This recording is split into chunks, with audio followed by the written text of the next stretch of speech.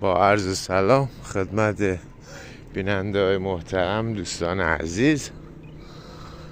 برای روز اوله که من اومدم بیرون برم نونوایی و در شهر چابهار یکی از این روستاهاشونه.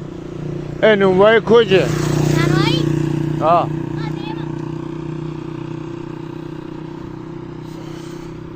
خود بچه های اینجا اینطوری گپی زدم یک نونوایی کجاست؟ میگو نونوایی همینجا.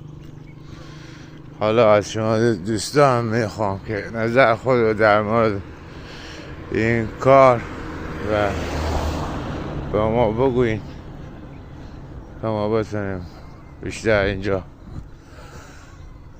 این نخل خوشگلی داره اینجا دور تا دور. این انگار یه روستایی حوالی خود چابهار که به نام تیس نام داره و بین دو تا کوه قرار داره که بهش میگن تیس. همین نونواییه داره.